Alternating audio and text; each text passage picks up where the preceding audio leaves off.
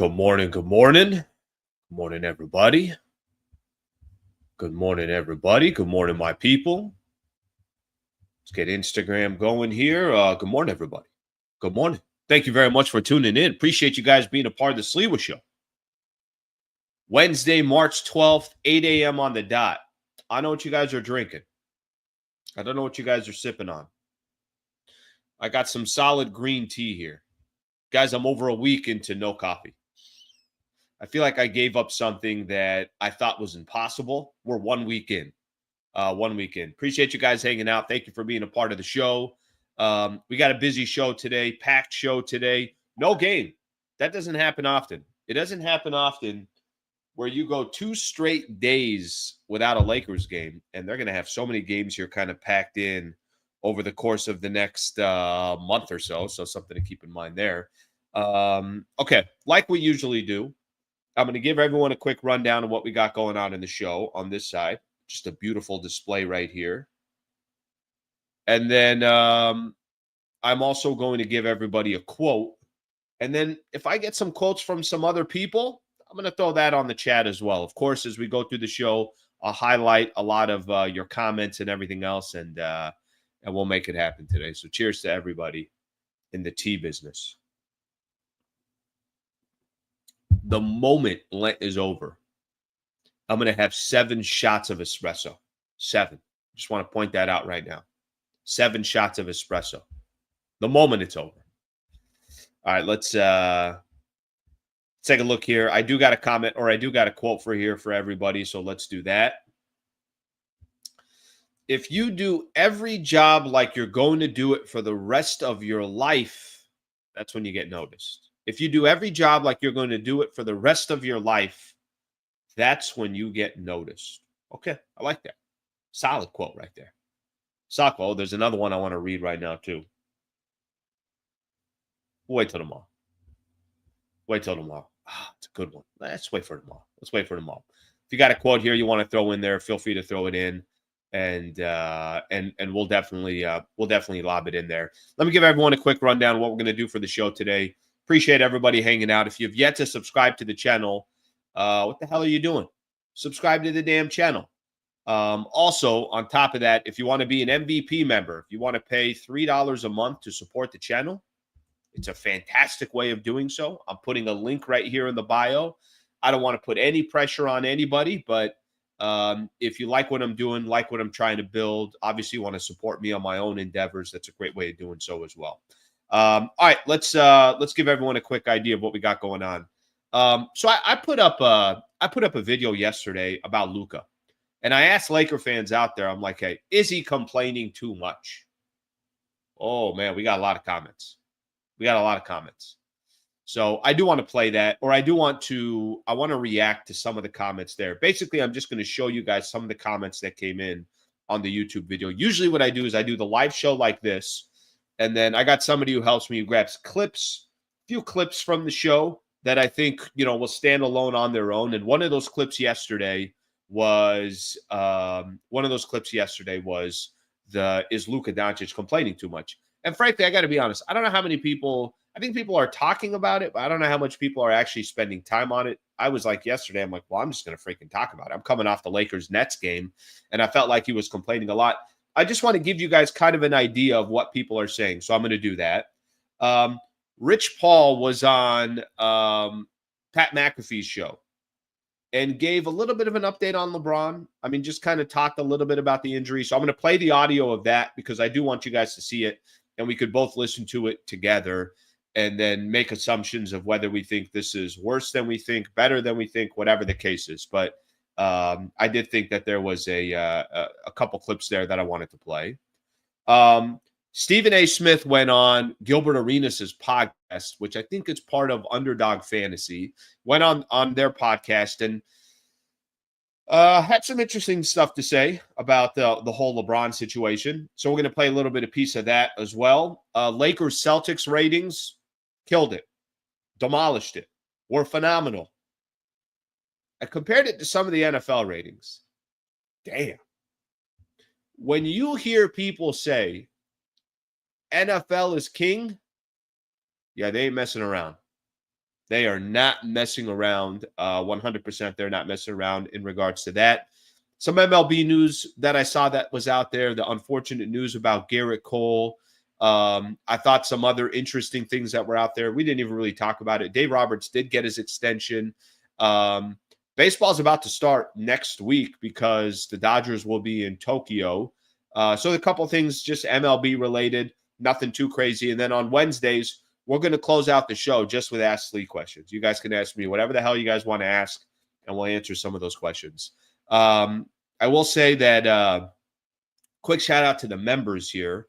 I had a members video on Monday about some suggestions of some guests that they'd like to see on, and there was some good suggestions there. So I do appreciate that. I'm gonna start working on some of that stuff behind the scenes. Okay, let's take a look at a couple of comments, and we'll get the show started. Slee with seven shots of espresso will be a fun show. You know, maybe that's what I'll do. Maybe the first day after Lent, that Monday after Easter, maybe I'll line up 7 shots of espresso, and every 10 minutes, just take a shot of espresso. Not a bad idea.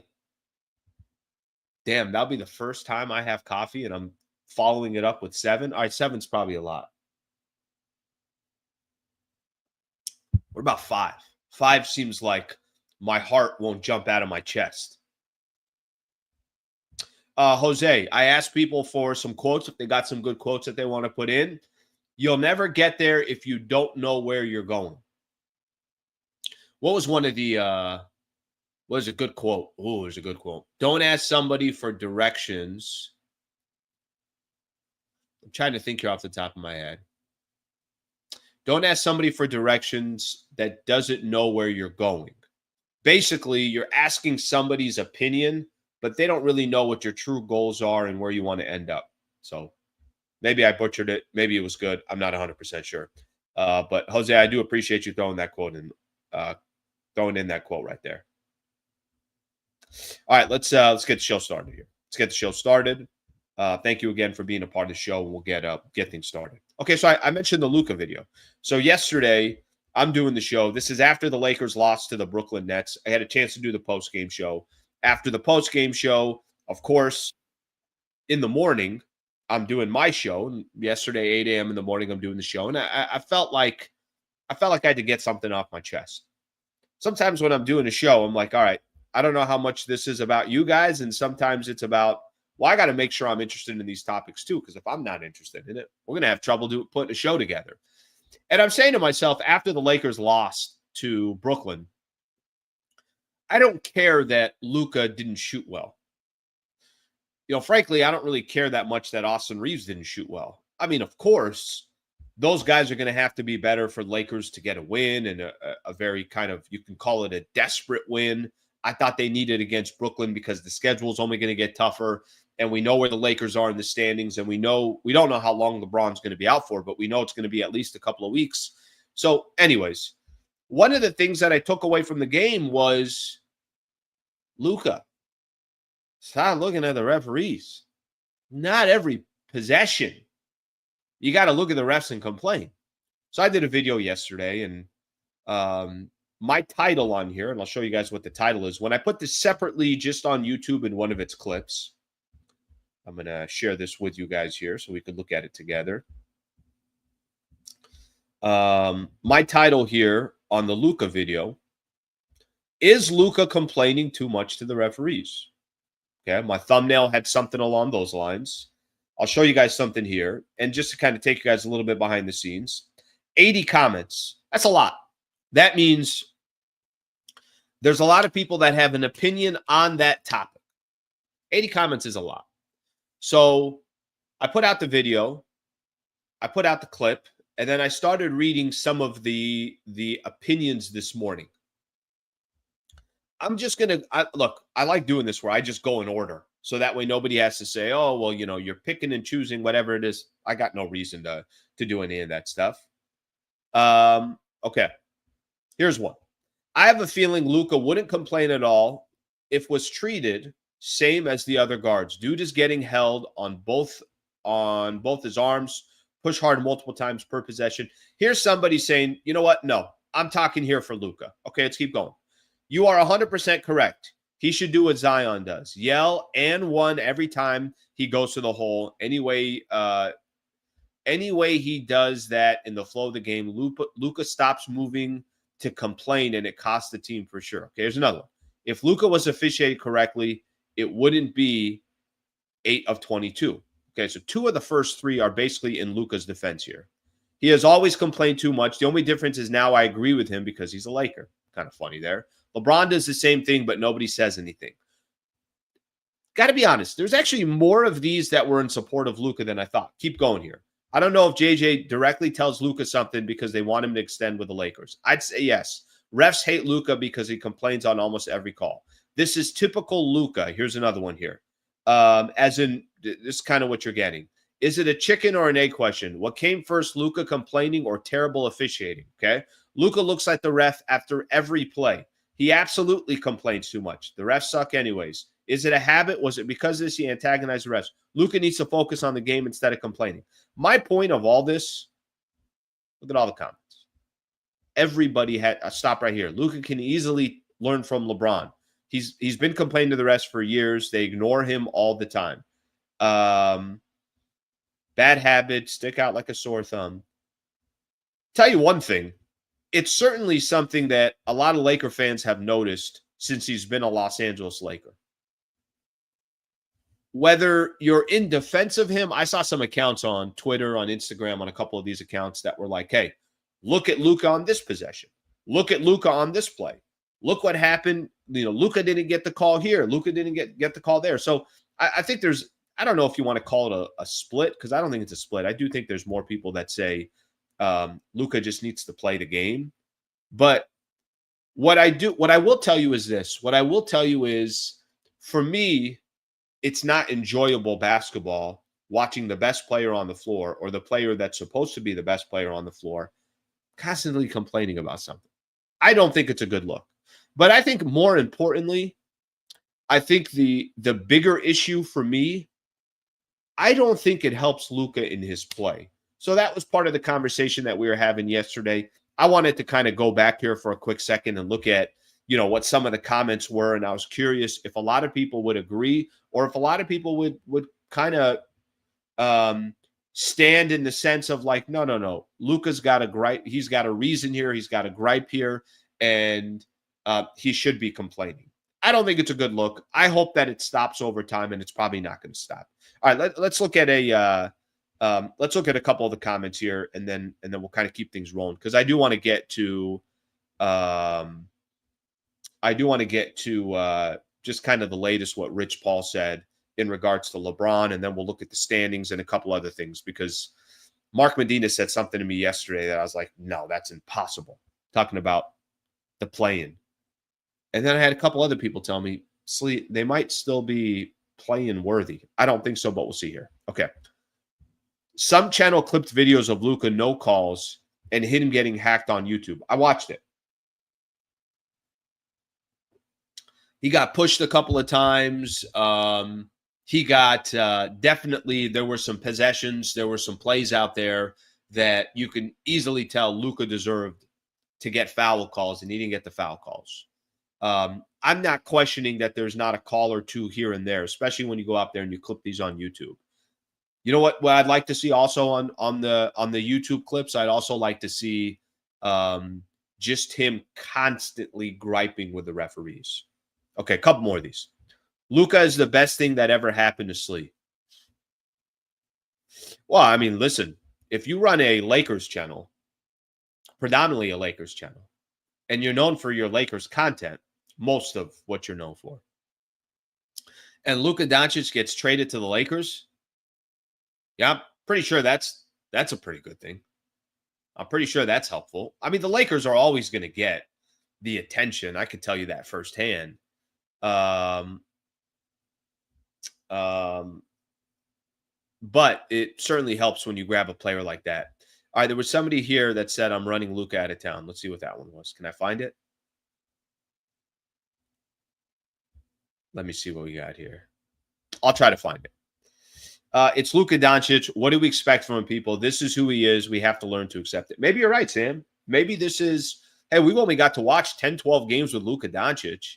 And yes, Luka was on Dallas. And of course, Luka was going to get noticed when he was with the Dallas Mavericks and all that. But kind of at the end of the day, I think it's safe to say that this is the first time that we're watching him this closely under a microscope.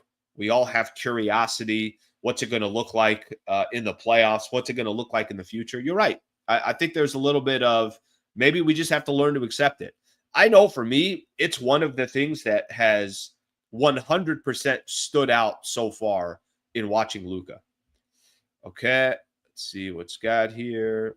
LeBron been complaining and not getting back on defense. I love how everything always leads to LeBron. Luka legitimately gets fouled. I did see the Claxton play. I know what you're talking about I know what you're talking about in regards to that. It's a European thing. We see it all the time in football.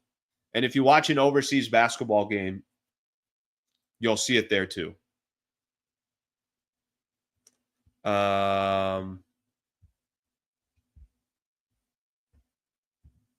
have an amazing posse. Thank you. I appreciate that very much. Okay, I'll read one, two more of these, and then we'll call it in. Here's the only thing that I'm going to say. At what point does it become an issue? Because he's also getting these technical fouls. I think right now you also are in a position where JJ Redick is really kind of trying to avoid it and things along those lines.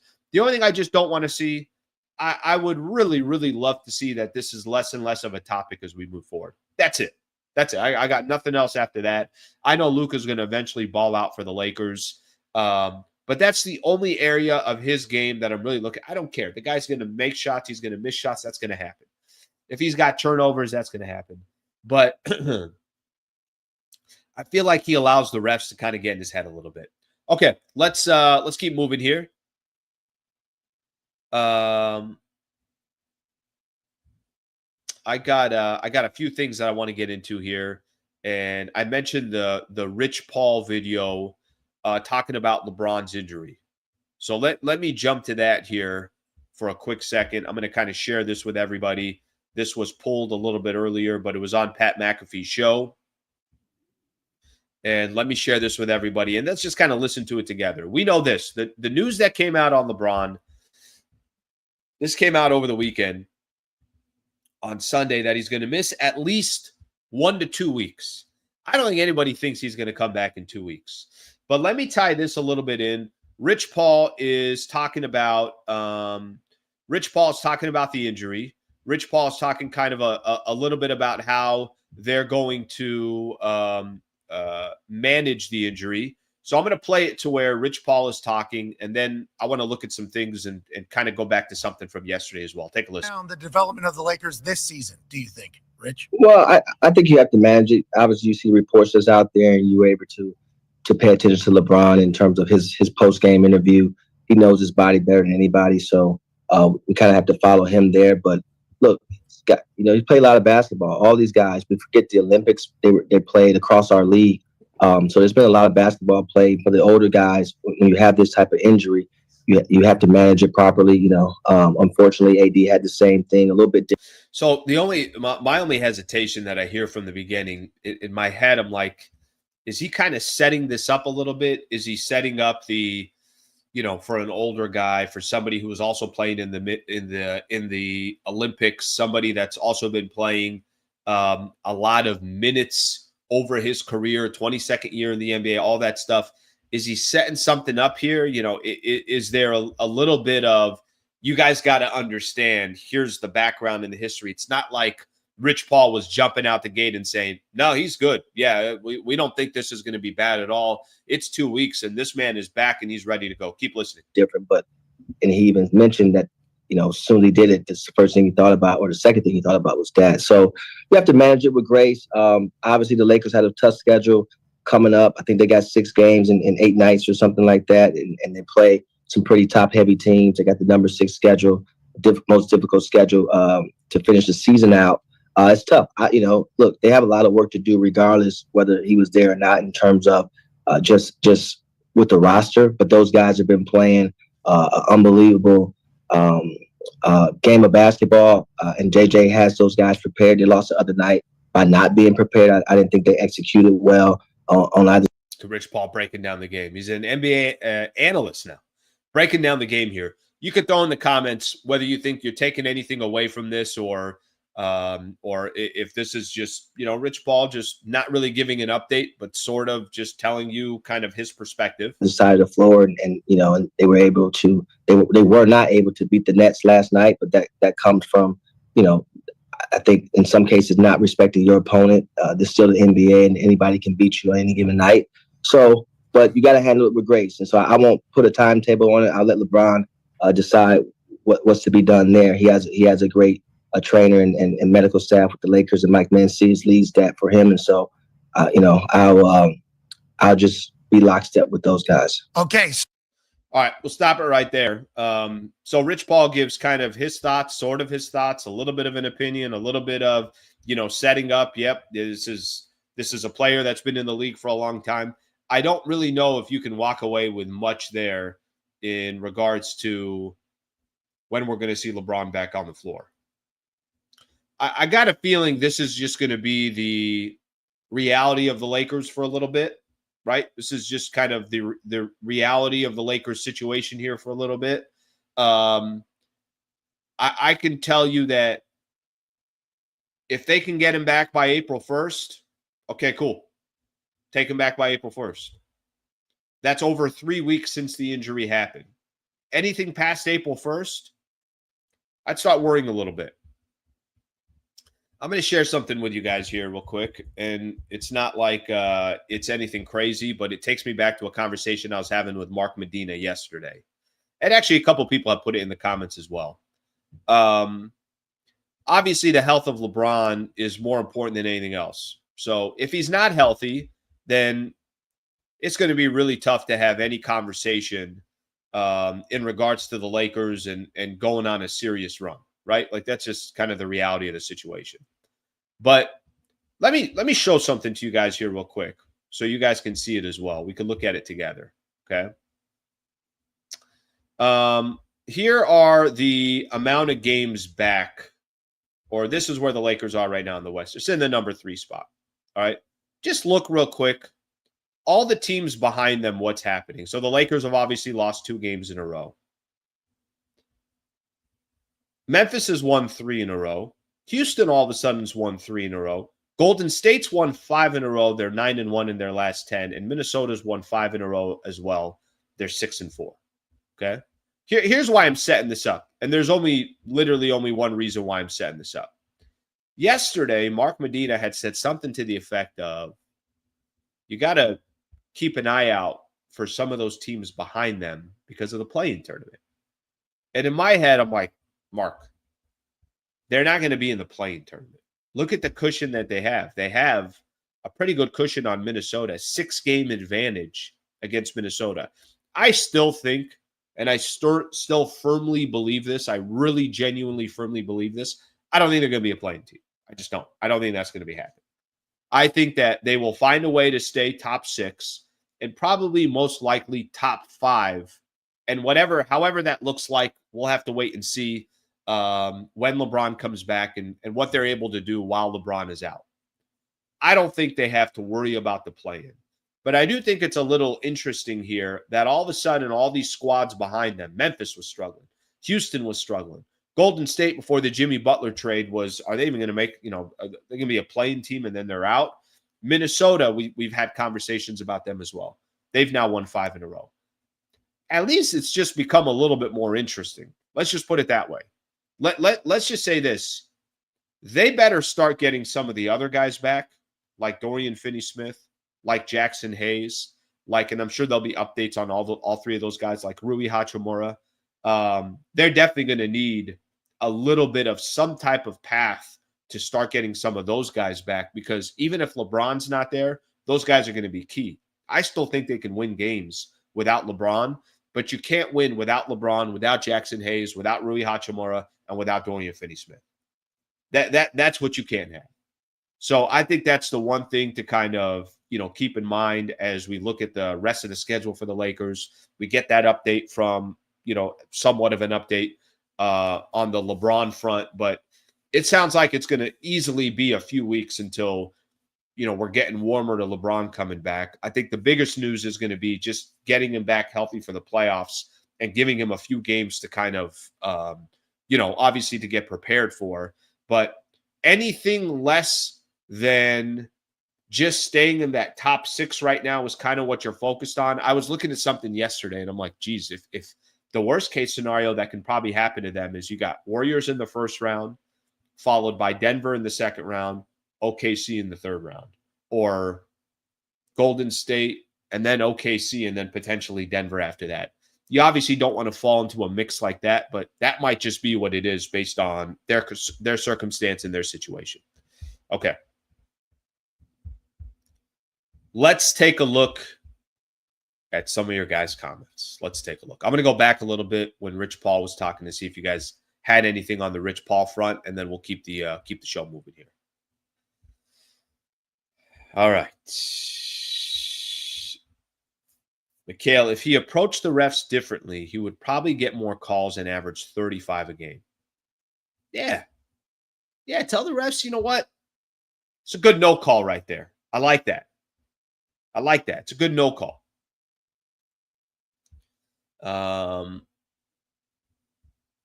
Let's get a couple more here. Lakers need to figure out some kind of reset with Luka and the refs. He stops whining on every call, non-call, and the refs start treating him fairly. I like that. Bring flowers before the game. Somebody here, I'm sick of clutch sports. Rich Paul looks like Bronny. Okay. You see some more here.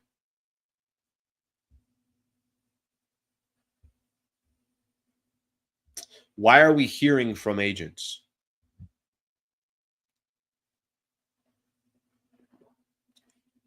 If an agent could potentially provide you a little bit of an update on LeBron, I'm okay with hearing from him. Barkley is the worst Laker hater that ever lived. Yeah, my only issue with Barkley, we were talking about Charles Barkley last week. My only issue with him is there are times where he just needs to take the L and give credit where credit's due, and he still kind of like fights it inside him not to give the credit. I mean, even last week when he was saying, something to the effect of Lakers have been good for 2 weeks. It's like, Chuck, they've been good for 6 weeks. 6 weeks. Just give credit where credit's due. It's going to help your authenticity and saying that, okay, hey, he's at least, even if he hates on the Lakers, he still gives them credit when credit's due. If that makes sense right there. Okay, let me get another one in here. When he's ready after all the back-to-backs. They got 6 back-to-backs left in the season. Guys, it's March 12th. The NBA season ends in 1 month. In 30 days. They have 6 back-to-backs left. I mean, them setting up this schedule did not do the Lakers any favors. It definitely didn't do the Lakers any favors. All right, let's get a couple of the supers in here. Some kind of wonderful, kind of curious timing for LeBron's injury with the whole Stephen A stuff. Maybe LeBron is embarrassed. It didn't seem like the move caused the injury. I know people love conspiracy theories. LeBron's not missing games because of Stephen A. Smith. I'm pretty sure about that. I got a clip here from Stephen A. I'll come back to this comment. I got a clip here from Stephen A. He was on, like I said, he was on one of the he was on Gilbert Arenas' podcast, so we'll spend a little bit of time on that. So we'll give that a second. I'll come back to it. Let's get another super in here. MD. LeBron gets hurt right before the stretch of games he complained about on Instagram. Coincidence. People love conspiracy theories. Hey, maybe this, every single podcast or national podcast or whatever the case is, everyone has had a silver lining about the Lakers. And I've said it on this show before as well. My one silver lining has always been the good thing, potentially, is if Bron comes back and there's still 2 weeks left into the season and he just found a point in the regular season in March where he got to take 3 weeks off and he's healthy. And then you're getting ready for the playoffs. That would be the great thing. And obviously avoiding the play-in tournament, you're going to get a minimum of 5 days off, potentially 6 days off, probably 6 days for the Lakers because they're going to want to play them on a Sunday, not on a Saturday for the playoffs to start. So there could be some of the positive news that we're talking about. MD, thank you for the super brother. Roger Smith, honestly, I thought Lakers would be where Dallas is right now when Luka trade happened. This is gravy for the Lakers' house money. Okay, Roger, I'm going to stop on this. And I've got criticized from this from Laker fans, but I don't really care. That's how I felt, and I'm not going to, back away from my opinion. When the trade went down, I said this season's house money. I did. And maybe you're taking my exact words, whatever the case is. I did say this season's house money because the roster is too flawed for them to be competing this year. Okay, but then they all of a sudden were starting to win a ton of games. Then they were starting to smash teams. And then their record against teams over 500. And LeBron and Luka, as James Worthy said, is you got two magics on the floor.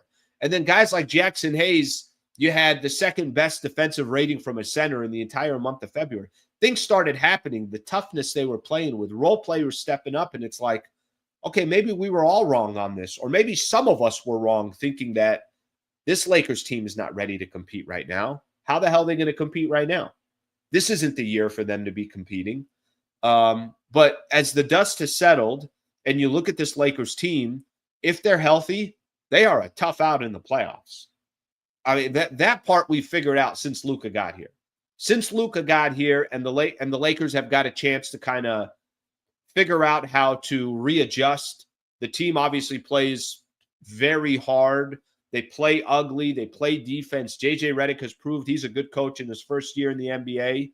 LeBron and Luka, no problems working together, all that stuff. Now they just got to be healthy.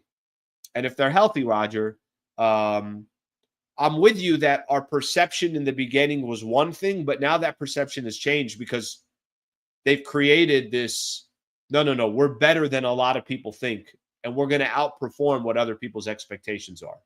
So now I think the expectations are completely different than when that trade went down. Appreciate the super, Roger. I appreciate you, brother. All right, let's get a couple more comments in here.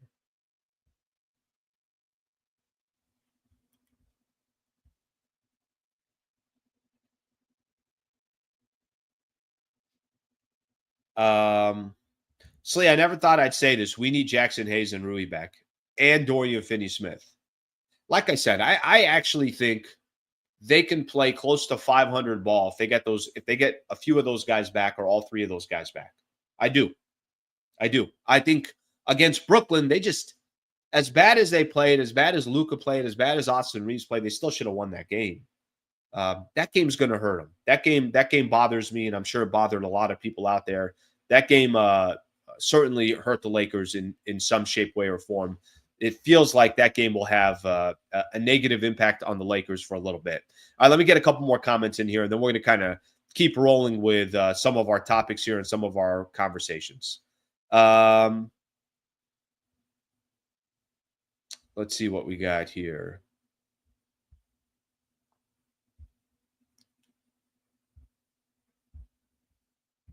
You can't just ignore the timing. That's not a conspiracy theory. I just don't buy into it. That's it. I guess that's the best way that I can put it. Okay, maybe I won't term it as a conspiracy theory. I just don't buy it. If you said something like, first off, if I didn't see LeBron walk out of the game with 6 minutes and 45 seconds left in the fourth quarter against the Boston Celtics in the 7-point game, maybe, and it was just like, hey, the game ended, Lakers lost, and then Bron said, there was Bron's going to miss 2 weeks because of ankle soreness. That would be different. Then it's like, okay, maybe they're being a little strategic here. They don't want him to play in the six of 8 games. Maybe they're thinking big picture. But I'm just not buying it. So I'm sorry, but whatever you're selling, I'm not buying on. I'm not buying on this one. All right, I'll tell you what I am buying. I'm buying a phenomenal partner of this channel, the Sliwa Show Hoops Talk, right here on YouTube. Quick shout out here. I want to give everyone just a quick idea here. This is our main partner to the channel. If you or someone close to you has been seriously injured or is dealing with the loss of a loved one, you should find out what legal options you have, and you deserve the right legal team backing you. And I can tell you 100%, I know there's a lot of different injury attorneys, especially in the sports field, especially out here in the state of California, a lot of billboards and everything else. I could tell you firsthand about Brad Wallace and the Wallace firm, and you do deserve the best. And this is somebody that I have known for 5 years. When it comes to holding insurance companies accountable and maximizing case results, my guy, Brad Wallace, and his legal team at the Wallace firm, they're the real deal. They consistently win big injury and wrongful death cases, and you won't pay them until you win, until they win for you. It's really as simple as this. There's a URL that we have here, wallacewins.com/Sliwa. You get a free consultation, and then you kind of start going through the process of using his team to take care of something that, listen, I've said this before and I'll say it again. I hope you never need him. I hope you never need the URL. I hope you don't need a personal introduction of me sending an email to Brad Wallace and saying, I want to introduce you to one of my listeners. They need your help. But life happens and things happen, and he can help you if you're anywhere in the state of California. So shout out to Brad Wallace and the Wallace firm for being a partner here. But more importantly, I just want to let everybody know, our audience know, if you're in a position, you or a loved one, he can help you. And that's the main message that I want to get across and nothing else. wallacewins.com/Sliwa, or I can make a personal introduction. I've told everybody before, AlanSliwa@gmail.com. You can email me about anything, and I'm happy to respond to it. With all that in mind, next Tuesday, I'm going to be at his office. He's got an office in Encino. He does great work for his industry in the podcast space and everything else, specifically for his industry. So I'm going to do my show from there. Kind of give everybody a little bit tour of their offices as well. He's got a lot of sports memorabilia. He's a big sports fan, big Laker fan. So we'll do that as well next week. All right. Shout out to him. Thank you for his partnership. Okay. Let's keep things moving here. Let's get another super in here. And then we got another thing I want to get into. John Wayne. John, first off, thank you for the 10 spot. I appreciate that. Okay. Laker fans love to have it both ways. This season's house money, but they are also championship contenders. Today, LeBron is old. Tomorrow, he's top 5. Stop it. You stop it. Let me break that down for you here real quick. Okay. Let me give you this. Let me pick a team in the end. I got it. I got a team for you. Cleveland Cavaliers started the season, and the perception was one way, right? Now the Cleveland Cavaliers, I don't think anybody thought when the season started, and I guarantee you Cleveland Cavalier fans didn't think when the season started, hey, we got a real shot at winning an NBA championship. If they were being honest with each other, and you said, who's coming out of the East? Boston, New York, maybe Milwaukee. Those are kind of the 3 teams that you had in mind. Okay. The Cavs are 55-10. So now that we're 65 games into the season, by the way, they've won 15 games in a row. We're 65 games into the season. Can the perception of a team in the beginning of the season not change as the season progresses? Of course it can. That's how the NBA works. That's how sports works. You might look at one team and they were a championship contender, and then you look at them down the road and you're like, yeah, I don't know what the hell this team is anymore. This is why I'm tying this in. I'm tying the Cavs to the Lakers. The Lakers get Luka. Instantly, you get Luka, and you're like, no, I don't think they have the roster for it. You need another big. You need more size. You need a roster that can be built around Luka. Okay, and then we see 10, 15 games in. It's like, wait a minute. Their defense is one of the best in the NBA. Luka and LeBron are shining together. Other role players are stepping up. They're beating teams above 500. They're looking really good. They're finding different ways to win. We can't change our perception on it. Of course we can. Okay, let's look at the LeBron piece of this. Did anybody think when the season started, LeBron James would still be a top 10 player in the league? I didn't. I didn't think that. One of the things I like doing, and I've told you guys this before, I got no. If I say something to you guys, and then a month later or a couple weeks later, I'm like, hey, you know what? I definitely didn't call that one accurately. It's okay. I'd rather tell you guys I didn't call it accurately and just kind of roll with the punches from there. Nobody thought LeBron would be top 10 coming into this season. I don't think many people did. If you guys want to go to other people's receipts and they did, God bless them. That's a great prediction by them. You can tell me LeBron hasn't been playing like a top 5-7 player this year? He has. Lakers, before LeBron got injured, number 2 seed in the Western Conference. It also matters, your value goes up when your team is good as well. So, John, nobody's going to have a comment or a statement and everything is the same all the way through the season. Things are going to change. It's a fluid thing. I remember I used to listen to one of my favorite guys behind a microphone, Max Kellerman. I've told you guys this before. Max was one of my favorite to watch, one of my favorite to listen on radio. And I remember people would always give him shit for when Max would say, or he was having a debate and an argument with Stephen A. Smith. And he reached a point in the conversation where Stephen A. would say, oh, well, you're going back on your word. And and Max would always say, no, I just got more data. The more data I get, then the better, what's the word I'm looking for? Educated opinion I could give on the topic. With anything in life, the more data that you get, the better you can give an opinion on something. The better you can have an educated opinion on something. And I always felt like Max would always kind of throw that in. Max would be like, well, I got more data. So because I got more data, I'm going to change some of my answer or my positioning because I didn't have that data before. So anyways, to go on your point there, and I appreciate the super. I love, John, you come on here, and a lot of times I think you disagree with either myself or something that the people are saying in the comments. All good, but we'll have that conversation about it. So that's my opinion on that. So I appreciate you throwing that in there. All right, let's see some of the comments here. Take a look here, some of the comments. Of course you didn't think Bron was going to be Bron this year. You thought AD had the power too. You're right about that. I did. Ooh, that's the line right there. Dad of 3. Max would say, facts change, so does my opinion. Good way to put it.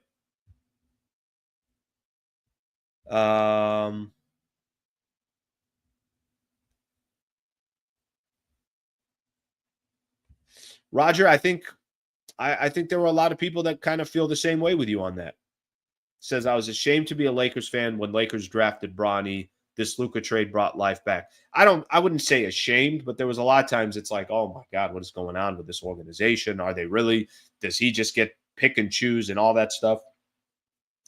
I think the Luka thing, I was never going anywhere, but I think a lot of people have came back to the Lakers since they got Luka.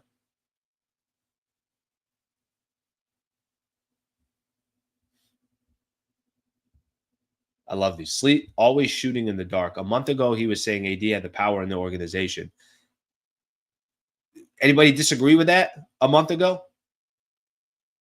Anybody disagree with that? Remember when AD went to Shams and was like, we need another big. You're right. I was pumping out content. Pelinka, you're going to listen to the best player on your team? You're going to listen to the future of your team? Or are you not? Anybody disagreeing with that at that time? I mean, there's a reason why this was the most shocking trade in NBA history. I mean, it had less to do with AD. I think people just really didn't think AD was going to get traded. However, with all that in mind, the shock was the Luka piece of it. Nobody thought AD was getting traded. Nobody did. And again, you guys got receipts on me. You can pull up those receipts. That's okay. I say a lot of things for a lot of hours a week. You're not going to hit everything. You're not going to hit everything. All right, let's keep moving here. Yes. Bring them in. All right, let's keep going here. By the way, I will tell you guys something that is a little bit funny. You know what I get a lot in the comments? I get a lot of people talking about Alex Lynn. A lot of people talking about Alex Lynn. That poor guy is being targeted by Laker fans like no tomorrow. All right, let's keep things moving here. So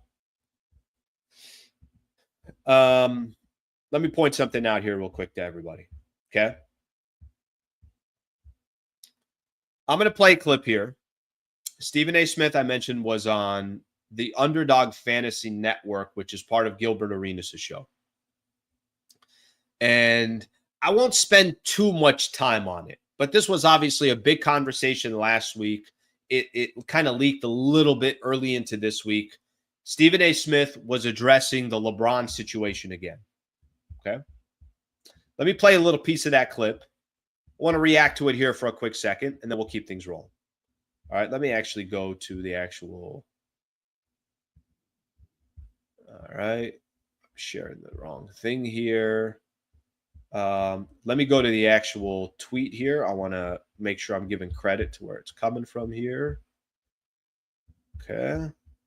Let's play a little bit of this here, and then I'll get your guys' thoughts on this real quick. Basically, Stephen A. Smith's got a chance to give his opinion on what he thought of the situation with LeBron, but this is not on ESPN. This is on this Underdog podcast. You in the aftermath of that situation? I thought it was weak. I thought it was some bullshit.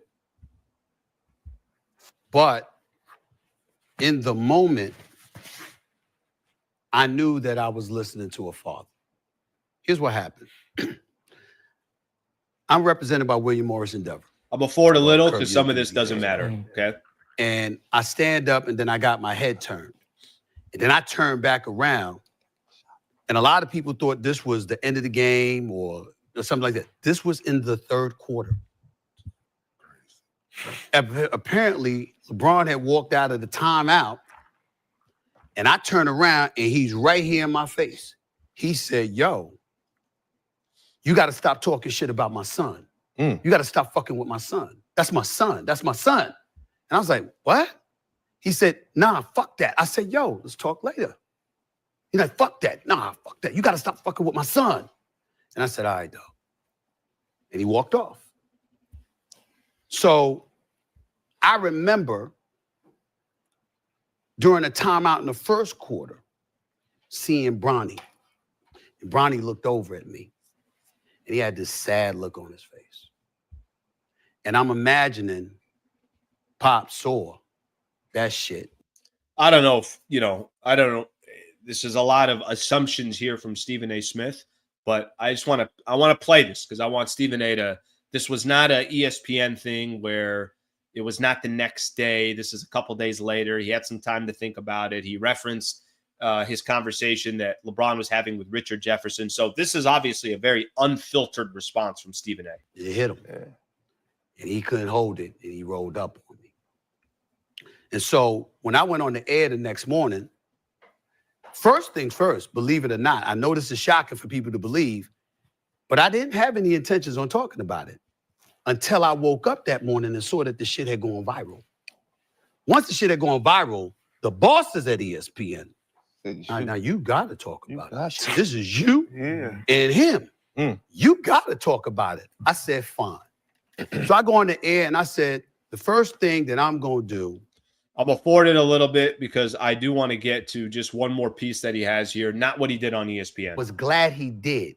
Because you see, what he was really talking about, which was confirmed with his conversation with Richard Jefferson, is that I was talking about him as a father.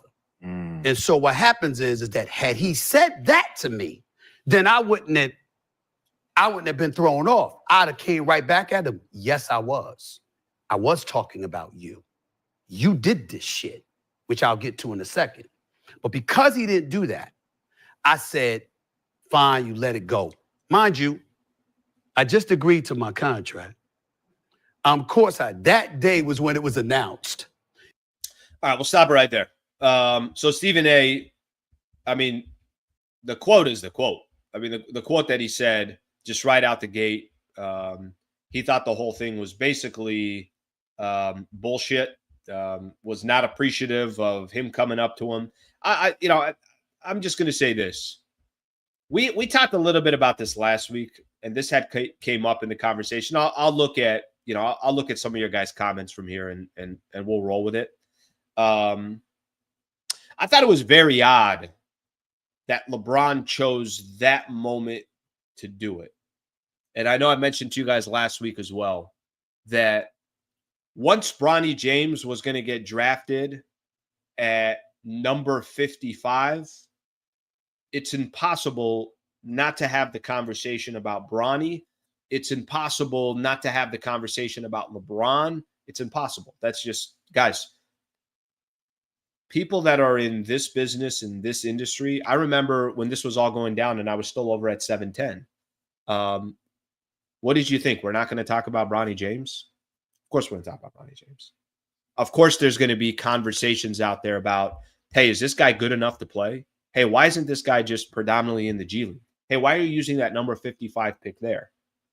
But I will tell you this, as we sit here today, I don't think the Bronny James piece of this has been much of a distraction to the Lakers because it's clearly not costing them games. He clearly is not in critical games and critical situations where you're saying to yourself, okay, well, Lakers could have won that game if they just didn't have freaking Bronny James in the game. Somebody out there, I thought, did a really good job. I can't remember, this was YouTube or Instagram or Twitter. I can't remember what platform I was looking at it on. But the guy said, hey, let's look at the Lakers at number 55, who they drafted in Bronny. And let's see what 56, 57, and 58 are doing in the draft, or that got drafted after him, are doing in the NBA right now. Bronny's numbers were better than all of them in the G League. Substantially better than all of them in the G League. So really, as we kind of sit here today, whatever overreaction happened on the Bronny piece of things because of the predicament, the situation, I can't believe you're drafting him, LeBron controls the entire team, this, that, blah, blah, blah, never really kind of affected the Lakers.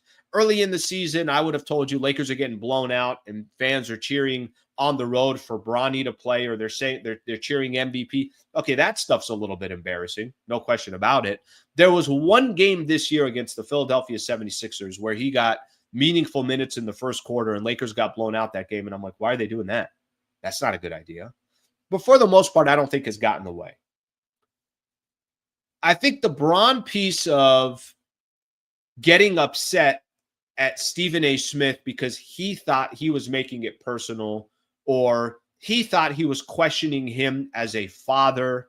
Okay, Bron could be upset about that. I don't know if that was the environment to do what he did at it.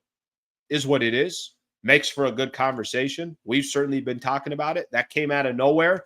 And we know kind of some of the ripple effect towards it. So that's kind of the last I will talk on the Stephen A. Smith, LeBron James stuff, unless something else happens, unless LeBron has a comment down the road. What we haven't got a chance to see is we haven't got an opportunity to hear LeBron talk about it after with a reporter or something along those lines. So if that comes, that comes. Let's take a look at a couple of the comments here. Let's see some of the comments here. Eric, yeah, it's a shame we're talking about this when we could easily be talking about how well Bronny is doing in the G League. Guys, I don't watch G League games. There's been a few times where it's like, he put up what kind of numbers? I don't care. It's the G League, by the way. If you got games in the G League where you're putting up 30, you got to be a pretty decent player. I think the biggest thing for a lot of people was let this guy properly develop. Don't rush him into the NBA. Let him play, whether it was, hey, here's another year at USC, or whether it was, okay, have him in the G League all season and let him do his thing. But the guy's getting opportunities in the G League. I actually think the way they're developing him is not a bad way of developing him.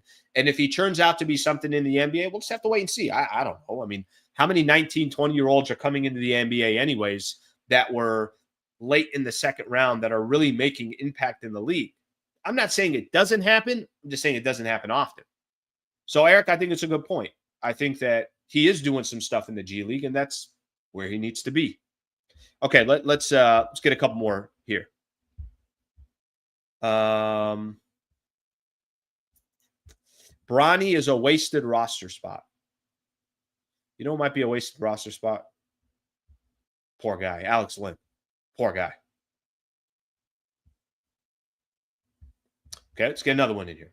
This is the type of distraction that was unnecessary. That's the problem.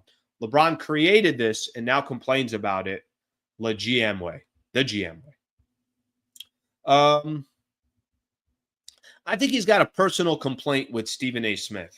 I've heard Stephen A. say before that, there is no really relationship between the two of them. They see each other. It's kind of like a hello because they have to say hello and then they keep it moving.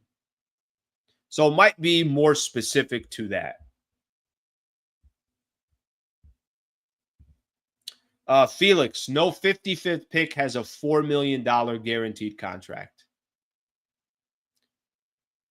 Listen, sometimes this isn't the first time nor the last time.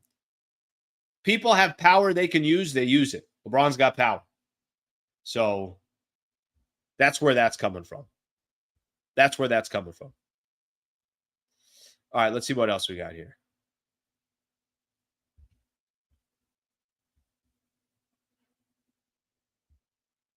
By the way, this is a perfect example. When some people say, because I'm sure a lot of people will come on the show and they just want to see me break down Lakers and plays and why are they running the zone here and why this, why that. This is a good example of, guys, this is a conversation. Whether you love this conversation or you don't, this is a conversation. And it's very engaging and a lot of people have their opinion on it. That just kind of comes with the territory of doing some of these shows. So I know some people like it, some people don't, but the best I can tell you is it just kind of comes with the territory. Beast mode. After 22 years of LeBron in the NBA, I've come to the conclusion that if LeBron finds the cure for cancer, the media and people will say it took you 22 years. Beast mode. I've had a lot of conversations with people on here that, and sometimes I'll have it in these post-game shows where it doesn't matter what LeBron does. Somebody will find something to bitch about LeBron with. They will. As long as those same people, I have a cousin of mine. I can't have a dialogue with him about LeBron. No, but Al, but because of this and that, it's like, okay, then we can't have a good, healthy conversation about Bron. We can't. So I might as well just not have that conversation with him. There are some people that just don't like LeBron James. Period. For whatever reason it is. Most of it, I think, is more driven politically, is they don't like it, or he has too much power, or whatever the case is. Don't hate the player, hate the game is what I would say to that. But yeah, there's definitely people that I'm like, okay, yeah, let's say you don't like him for this, but can you just lean towards respecting that he's been in the league for 22 years and he's been a pretty damn good player? No, but you don't understand this. It's like, okay, well, then I don't understand. Beast Mode, thank you for the super, brother. Appreciate you very much. This drama will help the NBA ratings. Okay, Art of War, stay with me here for a second because I got Lakers, Celtics. Actually, let's do it right now. If we're going to do this, and I know there's other comments in here, I'm going to come back to some of those other comments. So speaking of NBA ratings, Lakers and the Celtics on Saturday night. I want you to look at this, and then I'm going to put some things into perspective for everybody. Okay? So NBA communications out there, put this out. Everybody's seeing it here. Yep, everybody's got it. I'm going to read this here with you guys. Lakers Celtics averaged 4.61 million viewers on NBA Saturday primetime on ABC, making it the most watched regular season game in 7 years, excluding the Christmas day, and up 92% versus the comparable window. The game peaked at 5.3 million viewers and was the most watched program in primetime on Saturday. Okay, there's a lot of reasons for this. I mean, hell, here's one of the reasons. Just look at this photo here for a quick second. One jersey is the Celtics. The other jersey is the Lakers. Okay, that in itself is interesting. Celtics were a number 2 seed in the Eastern Conference. Lakers were a number 2 seed in the Western Conference. Also, a month and a half ago, Luka Doncic was not with the Los Angeles Lakers. So obviously there's a lot of people following it for those reasons as well. So the NBA, it's kind of funny with the NBA because a lot of times they're not necessarily getting a lot of their ratings from just games. They're getting a lot of their ratings. And this is the argument the NBA makes when people say, oh, well, the ratings are down. The NBA is like, yeah, but go look at social media. A lot of people in the younger generation, they're not consuming sports or live events the way we were 15, 20 years ago. That's just not how it works. And they're right about that, because I will tell you, it feels like the NBA dominates on the social platforms. I mean, you go get ready for the NBA trade deadline 30 days before. That's all anybody's talking about. Get ready for July 1st, NBA free agency. That's all everybody's talking about. And a lot of this is done on social platforms. So I think the NBA has a point there when they make that point. But clearly, and this is where some conspiracy theories come into play. Look at the ratings that just happened. Look what's going on here. Look what's going on there. I get all that. I understand how people are viewing it that way. And they're saying, well, that's why Luka got traded. Luka saved the NBA. This trade saved the Los Angeles Lakers or saved the NBA. That's where Charles Barkley lost it on Kendrick Perkins because, obviously because there was that conversation that was going on that this trade basically saved the NBA. I was looking into this just more out of curiosity. Oh, this is not good. But I thought it was kind of interesting to look at. NFL ratings. Have you guys ever looked at the NFL ratings? So I just told you guys what the ratings were. For the NBA, they had 4.6 million viewers, and they're making a big deal about it, and there's a reason why they're making a big deal about it. Okay? I want to give you guys some NFL ratings. All right. Amazon's Thursday night football coverage jumped 11% to an average 13.2 million viewers. This was on average across Thursday night football. This is on Amazon. On Amazon. This is not one of the main networks, right? This is an app that you have to go to, okay? ESPN, owned by Disney, averaged 15 million viewers for all 22 of its NFL games. It's the second best in 24 years. They averaged 15 million viewers. This is including Monday Night Football. Obviously, the Monday Night Football games are the main portion of this. There's a lot of shitty games, too. They averaged 15 million viewers. Guys, when they say NFL is king, they're not joking. They're not messing around. The NFL is king. So I thought that was an interesting perspective there, just to kind of look at, hey, the NBA, nice little moment there for them. They definitely just a phenomenal night for them on a Saturday night. But look what you needed to get just under 5 million viewers. You needed Lakers, Celtics, Saturday night on ABC, Luka Doncic, number 2 in the East, number 2 in the West. You needed all these things to show up to get around 5 million viewers. And ESPN Monday Night Football, on average, in all their broadcasts, was at 15 million. It's like, oh my gosh. NFL is king. All right, let's get another one in these here. Savons. LeBron should have never said his son was better than half the league. Stephen A. Smith corrected himself. I guess he didn't say half the league. He said some of the players in the league. So he didn't say half the league. And Stephen A. Smith was really saying, what Stephen A. Smith was really saying was maybe wasn't a great idea because it magnified the expectations of Bronny. That's what Stephen A. Smith was saying. Yeah, I get that. I get that. Guys, listen, to be honest with you, I don't even know if I'm trying to make an argument either way on this conversation. What I'm just trying to tell you is I thought LeBron not privately having a conversation with Stephen A. Smith, that's probably how I would have approached it. Doing it in the middle of a game like that, of course, it's going to bring a lot of eyes and attention. Of course, it's going to be a conversation. But I also understand people are saying, hey, Al, if you have kids and someone's talking about your kid, that's how you're going to react. I understand that. People can make a case both ways on that. Appreciate all the supers, by the way. Thank you for everybody doing so. Got any new members today? Let's get a couple new MVP members. You want to be an MVP member? I'm going to put it in the chat right now. $3 a month. Would love for you to be a member. See if we can get a few new ones today. Okay, let's keep going here on some of the conversation.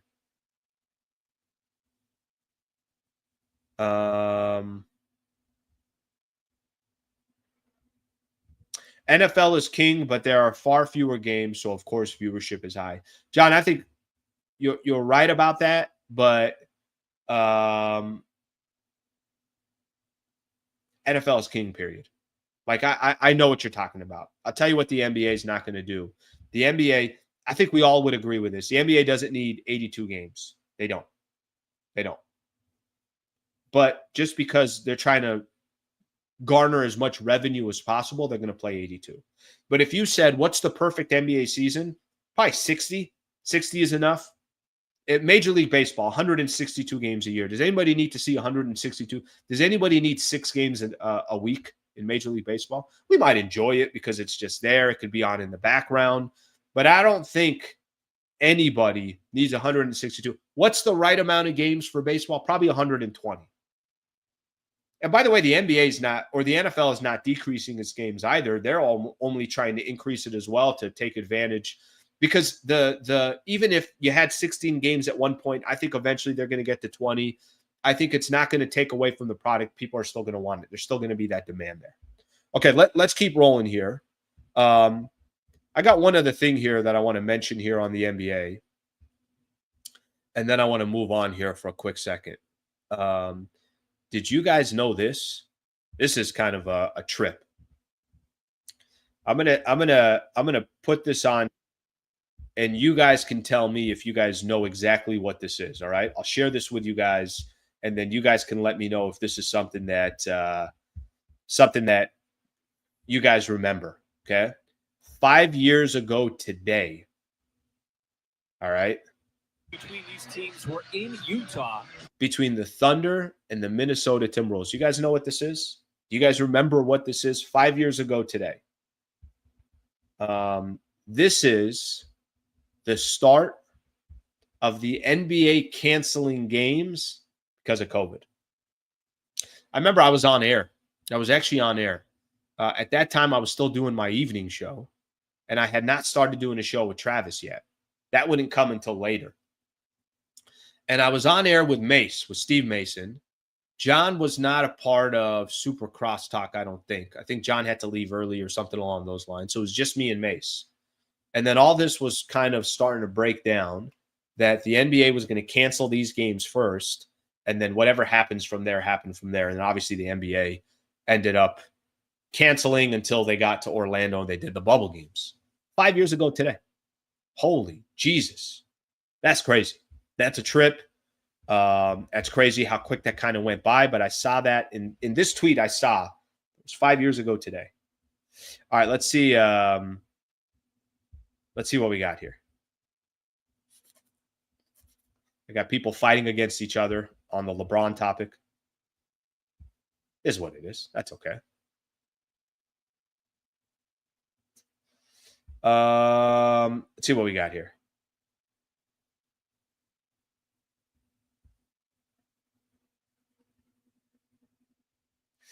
Dumbass Gobert started the cancellation by touching everything. That's right. He was touching the mics.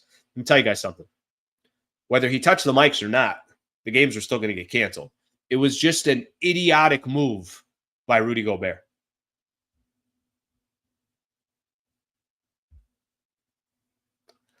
Crazy. That's just a crazy time. Man, doing shows. I was doing sports shows without sports. I don't know what the hell was going on. It's the freaking hardest radio I'll ever do in my life. Okay, let me throw this out there real quick. We're going to spend a little bit of time on this. Every Wednesday we do Ask Slee. You guys got some bullshit questions you guys want to ask me? Throw them in the chat. If you guys got anything that you guys want to throw, back when I was at 710, we used to do Ask Slee. And we just get random questions, random call-ins, things along those lines. Don't have to be basketball related. It's actually preferred that it's not. Yeah,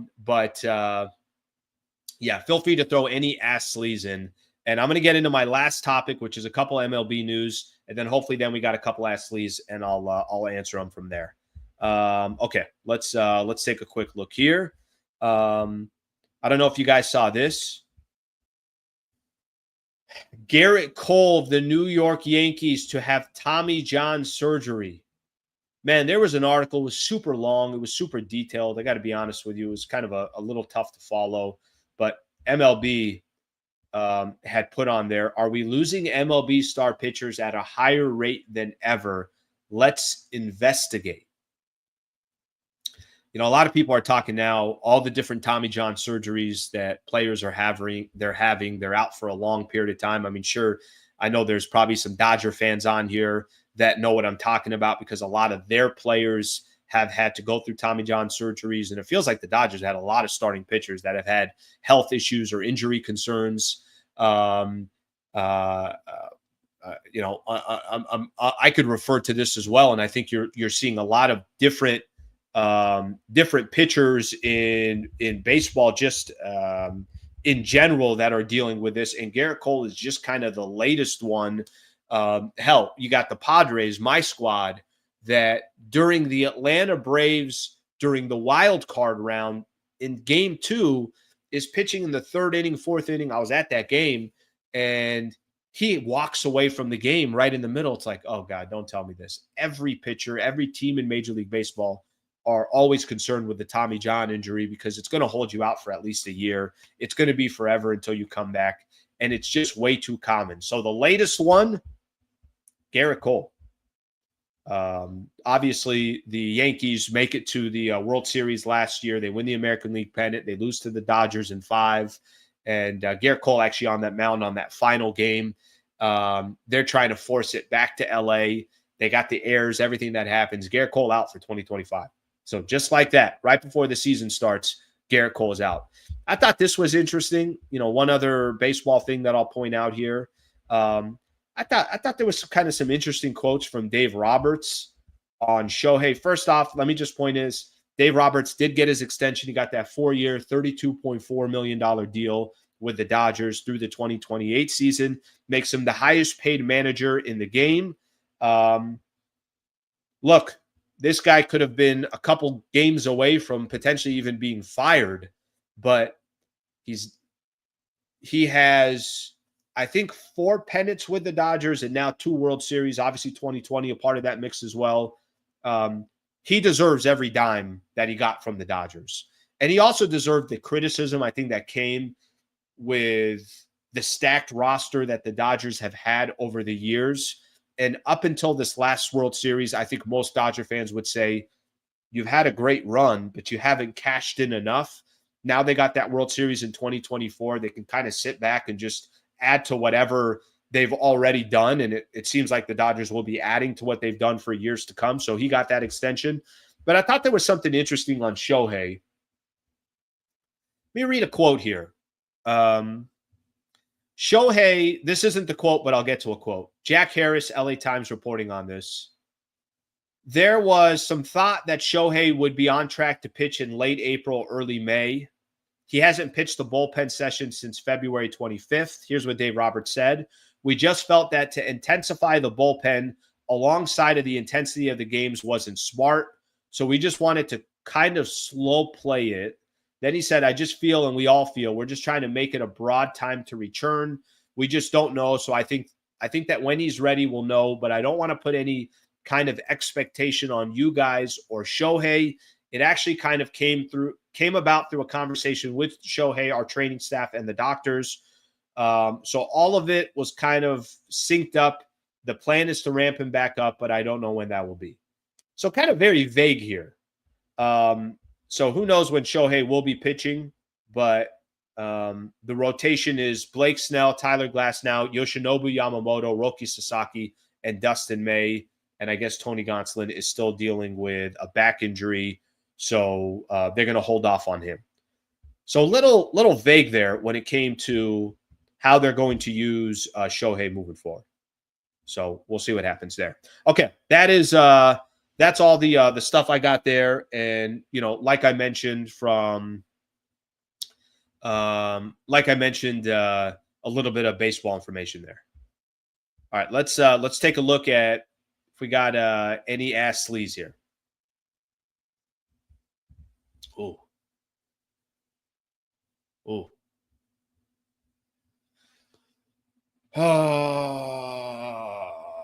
Okay, I think I got it. Best concert I've ever been to. There is a wow, there's some good ones that I've been to. I got a couple that come into mind here. There was a concert years ago I went to. I don't think this is my favorite one, but it's on that list. It's on that short list. There's a concert I went to was Nas and Damian Marley. And you were basically taking one of my favorite hip hop artists of all time in Nas and one of my favorite reggae artists of all time in Damian Marley. They had an album that came out together. It was a phenomenal album. And it was such a cool show because it was an outdoor venue. It was actually over at Harris Resort SoCal, which is one of the resorts and properties out there, kind of in between. You could call it like Temecula areas where they're located, northern San Diego. I got to hear all of Nas's classic songs. I got to hear all of Damian Marley's classic songs. And then I got to hear them together in their the songs that they had put together in their album as well. So that's one of the best I went to. Let me give you another one because I got a few here that I want to hit on. I got to see Lauryn Hill at the Hollywood Bowl. It's one of the best shows I've ever been to. Lauryn Hill is phenomenal. She's one of my favorite artists. Love me some Lauryn Hill. She was great. And then the other one of my favorite reggae artists is an artist. He's an OG. He's probably in his mid-70s. And it was the last show he was going to perform. I don't know if it was the last show he was going to perform in California or he was going to perform in the States. But it was at the YouTube Theater, which is, you got SoFi Stadium, and then there's this like 6,000, less than that, a really kind of intimate venue. 6,000 is not that intimate, but it's a pretty intimate venue. Burning Spear, just an OG in the reggae world. And I got to see him perform for a good hour and a half, 2 hours. So those are a couple of my favorite shows. By the way, great question. Phenomenal question. That had me thinking a little bit there too. All right, let's get this one. Andrew, appreciate the Ask Slee here. By the way, this is a perfect time. If people are interested, they want to hang out, awesome. If you don't, it's all good. We'll get into some of these and then we'll call it a day. Slee, what do you do on your off time to relax and get away from sports? Looking for suggestions right now. Obsessed with NBA and Lakers. You know what I find myself doing a lot of? I like being outdoor. So I don't care what it is. If I'm taking the dog and taking him to a park and we're there for 30 minutes throwing the ball around.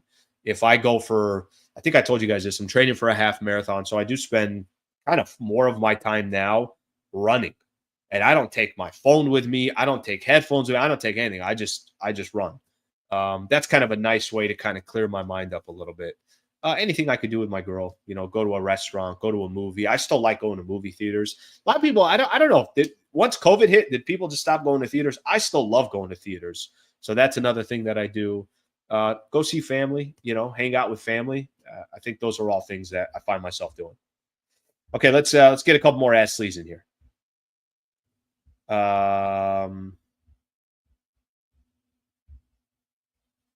Burn and Spear. Yep.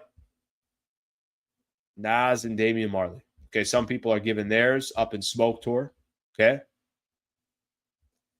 Best concert, Big Sean 2015 Grammy show at House of Blues. All right. People are kind of throwing in theirs. I like that. Yeah, and here's the funny thing with me with reggae.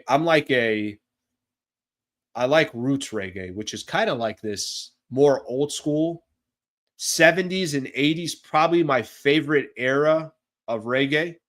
Just really good music. Hits the soul, man. Hits the soul.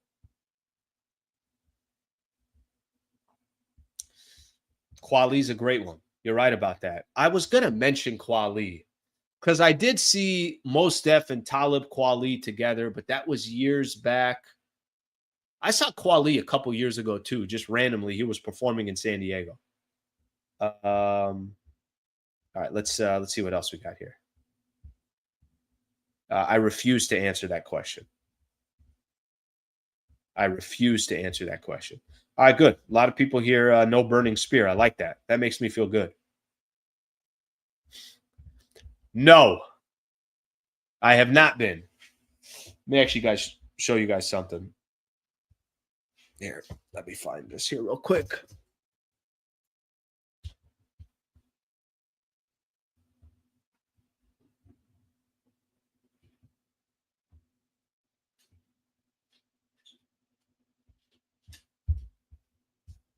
I just picked up and left. See how quick I just leave you guys? Well, I'm going to show you guys something. So I bought my first record. This was, let's call it, I went to a show. There's a really good artist, Micah Shemaiah, who's a phenomenal artist, reggae artist as well. Probably a little bit more not as well known as he should be. He performed in San Pedro, kind of by the docks. This was about a week, kind of like a little bit of a, not really a reggae, it was kind of a reggae hip hop festival. There were some good artists performing. First record I ever bought was his. I just bought his record. And he was nice enough, cool as hell, signed it. I'm like, you know what? I'm going to start doing this. I'm going to start buying more records. You guys want a good record? Let me tell you guys right now. You guys don't need to go get a record. You go listen to it on YouTube or whatever the case is. Look this man up, Micah Shemaiah. Phenomenal. Kind of a great mix of, it is reggae, but it also has got phenomenal hip-hop type of beats. I think you guys will like it. He's phenomenal. I mean, just as good as it gets. Any non-sports podcasters you enjoy? I find myself in the world of news. I go to news. I find myself, my favorite, I would tell you guys, it's kind of funny because part of my wanting to also just kind of, hey, let's see what I can do on YouTube. I consume a lot on YouTube. There's a really good podcast. They do a daily show that's just covering news. And guys, it's news. Like, you can't get any more in the weeds in news. But I like it because I feel like they're kind of more towards the center. It's called Breaking Points. Crystal and Sagar. Breaking Points. It's a really, really good one. So I do find myself, when I'm not listening to sports, I find myself going more towards news. So, Ashley, what's been up with Cousin Slee? Cousin Slee is in the chat, just so you guys know. But I kind of like the incognito of not really knowing. But he is in the chat. All right, let's see what else we got here. I like kind of the bullshit conversation with you guys here. This is good. This is good. How long do you go for a run? Like 4. Get a good 4 in there. My pace is the slowest pace ever.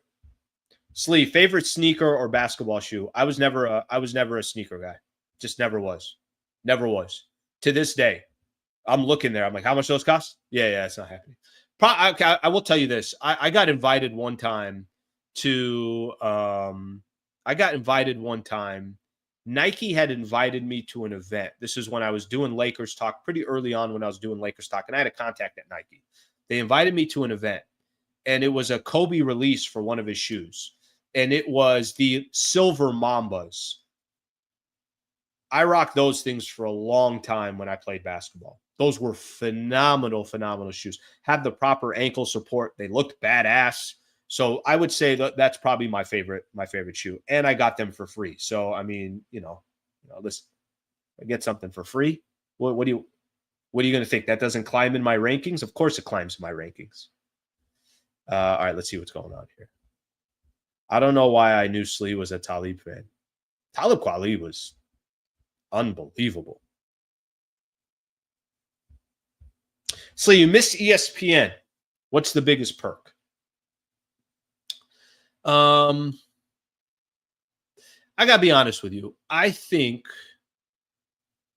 15 years at one company and in one office it was a really tough decision when it was all going on, but after it was done and like it was getting further and further behind me, I knew it was the right decision, if that makes sense.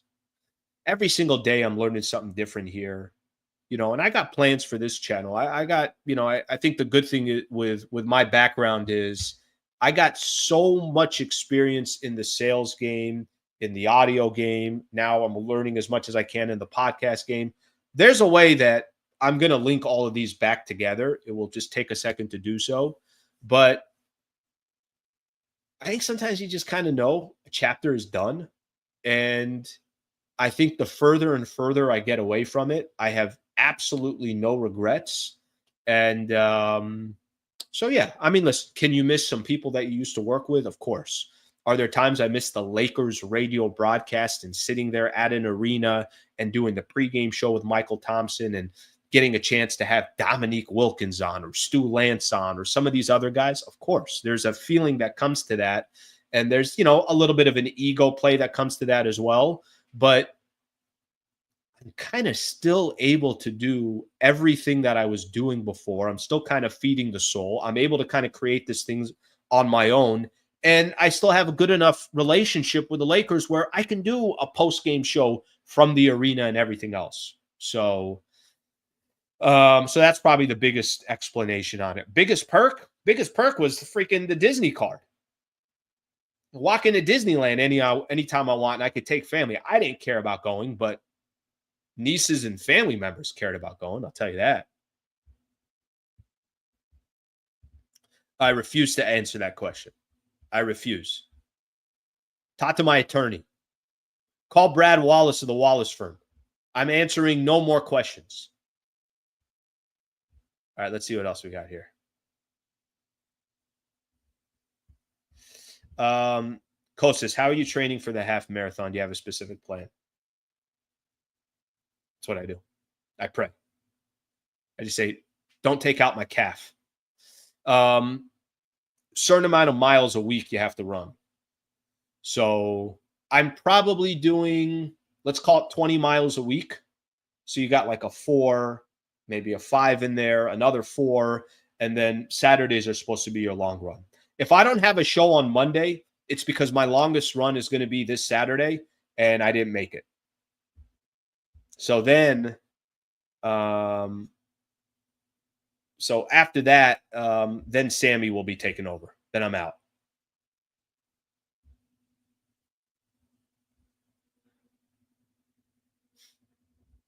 All right, let's see a couple more of these. It's kind of funny. Some of these questions on here, it's like, I talk about, what I'm not talking about.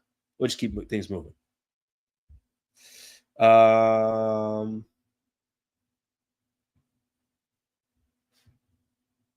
So you watching any TV shows? I get caught up on? I just watch on, a lot of time I'm just on YouTube. Yesterday, I opened up Netflix for the first time. I watched a series. It was not a fun series. It was I'd have to get exactly what the show was called. Let me see. It was kind of more of like a crime, like one of those. Let me see if I could get the exact show. And I think you guys would know what I'm talking about. But, this is what it was. If you guys remember, there's that gal, Gabby Petito, and she was kind of a blogger, and she was, it was a 3-part series. Fortunately murdered by her boyfriend. And it was a really big story that was going on nationally. They were looking for her, searching for her body. Occasionally on Netflix, I'll watch stuff like that, maybe some documentaries. But that one I just watched yesterday, so I'm just pointing that out.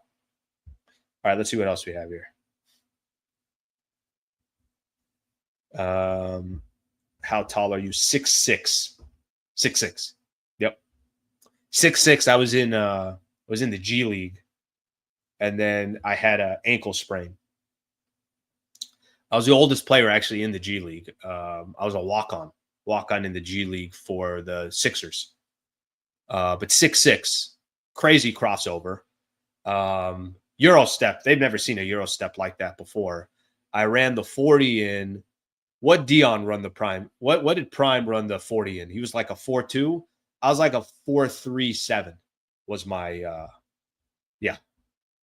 There we go. All right, here we go. Let's see what else we got here.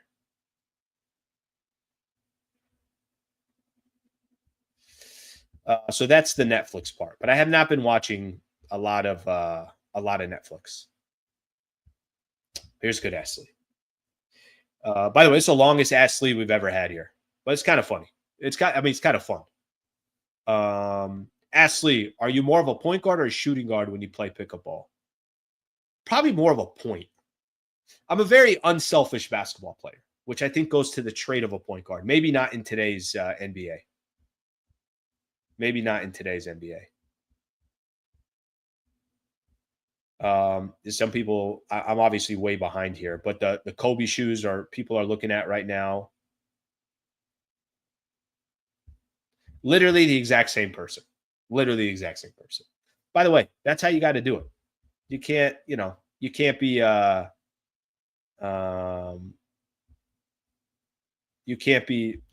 can't be different. I got to be honest with you. Like, I think I would really, really struggle if I'm not just myself, which I think had something to do with having some success when I was, went on air. All right, let's see here. What else we have here? Slee was a healthy ankle away from dominating the NBA. Please don't believe my 6'6". Please don't believe that. All right, 6'5". They listed me at 6'6", but without shoes, I'm 6'5". All right, I think we're good.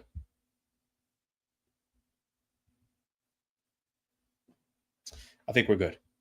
All right, that was fun, everybody. I appreciate that. That was fun. Look, this gets me the Wednesdays. That's what I want to do on Wednesdays. I just want to have one day a week where we just ask, some questions. I really, really like that people were asking some of the questions. The concert question was phenomenal. I'm telling you guys, listen to me. I'm telling you guys again. Michael Shemaya. Phenomenal. Really, really good. Okay, that's all we got for today. So tomorrow, back on at 8 a.m., Sammy should have a video up later tonight previewing the Lakers and the Milwaukee Bucks. 2 big games coming up for the Lakers. 2 big ones coming. I'm not sure who I'm going to have for a guest yet, but I will have a guest on tomorrow, and I just want to have a little bit more of a conversation specifically about the Lakers and the NBA and the Bucks specifically for tomorrow. So thank you everybody for hanging out. I appreciate it. I am not 6'6". So just for those who keep asking themselves like, oh my God, he's a lot taller than I thought. I am not 6'6". Okay. I'm not 6'6". Thank you for being a part of the show. I appreciate it. If you guys don't mind subscribing to the channel, would greatly appreciate that as well. Thank you to Brad Wallace and the Wallace firm for being a partner of the show. I will be at their offices next Tuesday. Looking forward to that. Thank you, everybody. Hope you guys have a great rest of your day. I'll be back on tomorrow morning at 8 a.m. Have a great rest of your Wednesday. Thank you.